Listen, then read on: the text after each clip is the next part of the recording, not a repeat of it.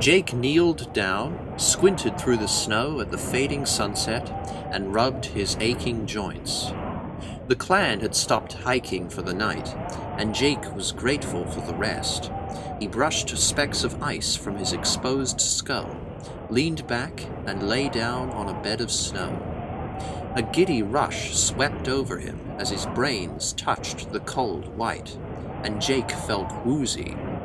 He clenched his tired eyes until it passed, then dug his cramped limbs into the snow to cool them. Jake looked like a wasted junkie trying to make a snow angel, but he was too weak to move.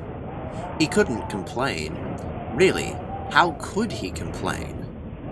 He didn't mind the cold, endless days in the mountains, slogging through snow and rarefied air.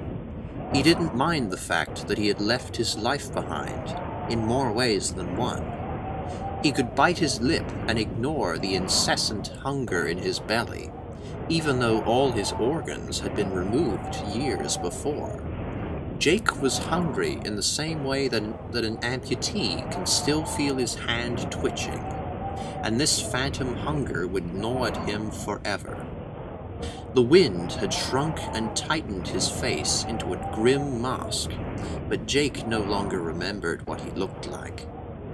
Even in the deep cold, the sun, now fully below the horizon, beat down on his uncovered gray matter, but a thin layer of ice took care of that. Jake took comfort in the people around him, all shriveled and hollow like him. There was a certain solidarity in the way they looked at him, mutely, with pained, exhausted eyes coagulating in the cold. Jake knew with a sinking acceptance that he was one of them.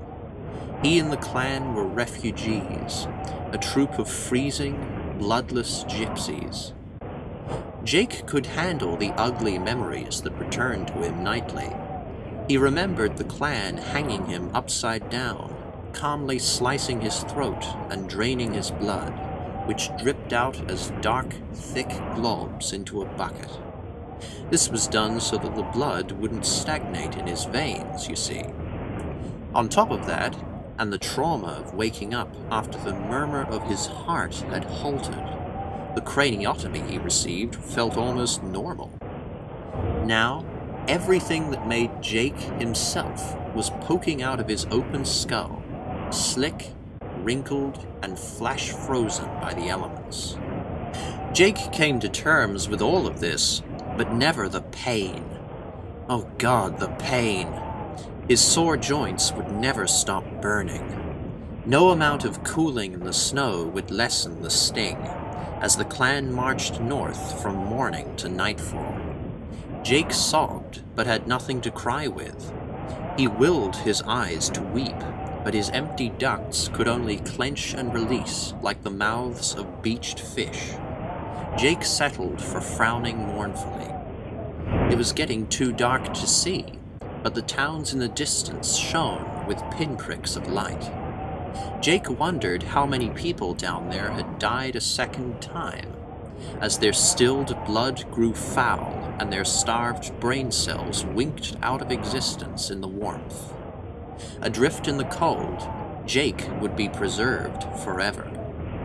But what kind of life was this?